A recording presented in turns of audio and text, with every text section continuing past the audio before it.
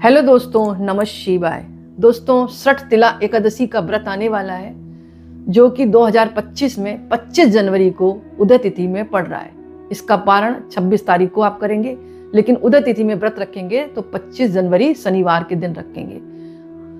अब इसकी पूजा की विधि क्या है? भगवान विष्णु की आप कोई प्रतिमा हो या फोटो हो, माँ लक्ष्मी के साथ चौकी पर स्थापित करें। पीले फल है, पीली मिठाई है, पीले फूल से भगवान की पूजा करें और भगवान को धूप है, दीप दिखाएं। इसके अलावा भगवान को काले तिल प्रयोग जरूर लाएं आप पूजा में। भगवान को काले तिल के लड्डू हैं, काले तिल की पट्टी है, या जो भी प्रसाद आप चढ़ा रहे हैं उसमें काले तिल आप जरूर डालें और तुलसी पत्र जरूर डालें और भगवान की आरती करें। इसके अलावा भगवान विष्णु सहस्त्रनाम का पाठ कर सकते हैं, भगवान विष्णु के माता लक्ष्मी की पूजा कर सकते हैं, कनकधारा श्लोक का पाठ कर सकते हैं, आप श्री सूक्तम पढ़ सकते हैं, विष्णु भगवान के सहस्त्रनाम का पाठ कर सकते हैं या उनके मंत्रों का कोई भी आप जाप कर सकते हैं। ओम विष्णवे नमः, ओम नमो भगवते वासुदेवाय, विष्णु चालीसा पढ़ सकते हैं, लक्ष्मी चालीसा पढ़ सकते हैं। यानी अपने अकॉर्डिंग आप जैसे पूजा करें वैसे करें। अगर आपने व्रत रखा है, अगर व्रत रखा है तो भी करें, आप नहीं रखा तो भी कोई बात नहीं, आपको पूजा तो करनी ही चाहिए। लेकिन विशेषकर बात यह है कि सठ तिला एकादशी का मतलब होता है कि 6 तरह से तिल का प्रयोग करना। अब वो तिल कैसे प्रयोग कर सकते हैं? आप नहाने में डालकर कर सकते हैं, आप स्नान करें थोड़ा सा तिल डाल लें, सूर्य भगवान को अर्घ्य दे रहे हैं उसमें तिल डाल लें, आप उपटन लगा सकते हैं, पानी पी रहे हैं उसमें तिल डाल लें, जो भी आप फलाहार कर रहे हैं उसमें तिल डाल लें।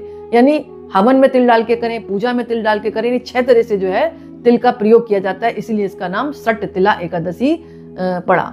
तो शास्त्रों में इस व्रत की बहुत ज्यादा महिमा है। कहते हैं जो व्रत रखता है सठ तिला एकादशी का, उसके जीवन के एक तो पापों का क्षय होता है और मोक्ष की प्राप्ति होती है और कन्यादान के बराबर फल मिलता है। और कहा गया जो यज्ञ में फल मिलता है ना, करोड़ों गुना, उससे ज्यादा फल सठ तिला एकादशी व्रत का मिलता है, ऐसा उल्लेख है। तो अगर आप व्रत रखते हैं तो इस तरह आप पूजा करें और पूजा में जो भी आप पूजा में भगवान को अर्पण कर रहे हैं उसमें तिल का प्रयोग आप जरूर करें।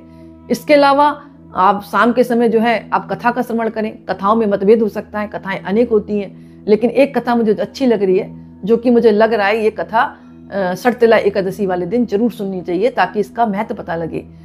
धार्मिक मान्यताओं के अनुसार एक समय नारद मुनि भगवान विष्णु के धाम वैकुंठ पहुंचे। वहां उन्होंने भगवान विष्णु से सठ तिला एकादशी व्रत की महिमा पूछी। नारद जी के आग्रह पर भगवान विष्णु ने बताया कि प्राचीन काल में पृथ्वी पर एक ब्राह्मण की पत्नी रहती थी, उसके पति की मृत्यु हो गई थी। वह अनन्य मेरी भक्त थी और श्रद्धा भाव से मेरी पूजा किया करती थी। एक बार उसने 1 महीने तक मेरी उपासना की। व्रत के प्रभाव से उसका शरीर बहुत शुद्ध हो गया था, परंतु ब्राह्मणी में एक कमी थी, उसने कभी भी ब्राह्मणों के और देवताओं के नाम से कुछ भी अन्न दान नहीं किया। इसलिए मैंने सोचा ये स्त्री वैकुंठ में रहकर भी अतृप्त रहेगी। अतः मैं स्वयं एक दिन उसके पास भिक्षा मांगने गया। जब मैंने उससे भिक्षा मांगी तब उसने एक मिट्टी का डेला उठाकर मेरे हाथों पर रख दिया और मैं वह पिंड लेकर अपने धाम लौट आया। कुछ समय बाद उस ब्राह्मणी ने भी शरीर को त्याग दिया। यहाँ उसे मैंने एक कुटिया दी, एक आम का पेड़ दिया। खाली कुटिया को देखकर वह घबरा गई, मेरे पास आई, बोली मैं तो धर्मपरायण थी, जिंदगी भर मैंने आपकी पूजा की, मुझे खाली कुटिया क्यों मिली? तब भगवान विष्णु ने कहा कि तुमने पूजा पाठ तो जरूर किया लेकिन अन्न का दान नहीं किया। जब मैं तुम्हारे घर दरवाजे गया तो तुम मुझे पहचान भी नहीं पाई और तुमने मिट्टी का डेला मुझे दे दिया। मैंने फिर उसे इससे मुक्ति का उपाय बताया, वो रोने लगी। तब मैंने कहा कि थोड़ी देर बाद देव कन्याएं आएंगी आपसे मिलने, तब आप द्वार तब खोलना जब देव कन्याएं आपको सठ तिला एकादशी का व्रत बताएं। तब जब देव कन्या आई तो उसने द्वार खोल दिया और पूछा उसने सठ तिला एकादशी व्रत की महिमा। तो देव कन्याओं ने पूरी विधि बताई और उस ब्राह्मणी ने फिर व्रत भी रखा। उसके व्रत के प्रभाव से क्या हुआ, उसकी कुटिया अन्न धन से भर गई। लेकिन उसको गलती का तो एहसास हो ही गया था कि उसने पूजा पाठ तो किया, अन्न दान नहीं किया। इसलिए हे नारद, ये बात सत्य कहता हूँ, जो व्यक्ति इस एकादशी का व्रत करता है उसको तिल अथवा अन्न दान करता है इस दिन। यानी जो व्यक्ति इसका व्रत रखता है और तिल और अन्न का दान करता है उसे मुक्ति और वैभव की प्राप्ति होती है। और इस व्रत को हो सके तो सभी को रखना चाहिए। तभी से कहा जाता है कि सठ तिला एकादशी की महिमा को सुनने से भी पुण्य की प्राप्ति होती है। मैंने जैसे कि बताया आपको, इस दिन अगर आप व्रत रख रहे हैं तो सात्विक तरीके से रखें और चावल का सेवन बिल्कुल ना करें।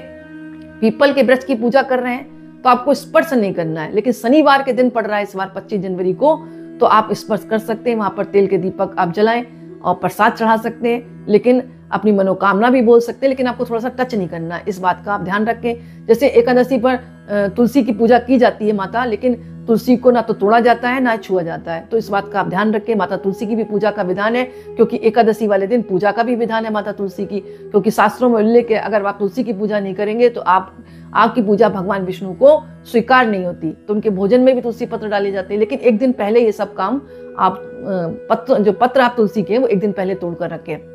और माता तुलसी की सरतिला एकादशी वाले दिन आप पूजा जरूर करें, लेकिन आपको उनको स्पर्श नहीं करना है, ना ही जल चढ़ाना है। आप प्रसाद चढ़ा सकते हैं, दिया जला सकते हैं, परिक्रमा कर सकते हैं, अपनी मनोकामना बोल सकते हैं, लेकिन जहां तक हो आप स्पर्श से बचें। इसके अलावा शाम के समय दीपदान करें, गाय की आप सेवा करें, पशु पक्षियों को कुछ खाने पीने की चीज दें, हो सके तो पशु पक्षियों को भी जो खिला रहे हैं उसमें तिल का प्रयोग जरूर करें। तो कुल मिलाकर सरतिला एकादशी की महिमा अपरंपार है। इसका कहने का मतलब ये जो भी व्यक्ति मांग कृष्ण पक्ष की सरतिला एकादशी का व्रत रखता है, जैसे कि नाम है सठ तिला, यानी 6 तरह से तिलों का प्रयोग करता है, हवन में भी कर सकते हैं आप, तो उसको जीवन में सब कुछ प्राप्त होता है। और प्राप्त करता हुआ वो कहा जाता है कि मोक्ष को भी प्राप्त होता है। उसके अनजाने में किए हुए पाप भी नष्ट होते हैं, अगर जानकारी में उसने पाप किए तो उनका भी क्षय होता है। क्योंकि जब अन्न नहीं खाएंगे आप इस दिन तो शरीर में शुद्धि आती है, शुद्धि आती है तो सात्विक विचार आते हैं, मन में नकारात्मक विचार नहीं आते। तो दोस्तों ये छोटा सा वीडियो था, मुझे आशा है कि आपको पसंद आया होगा। कमेंट्स में नमः शिवाय जरूर लिखें। बहुत बहुत धन्यवाद।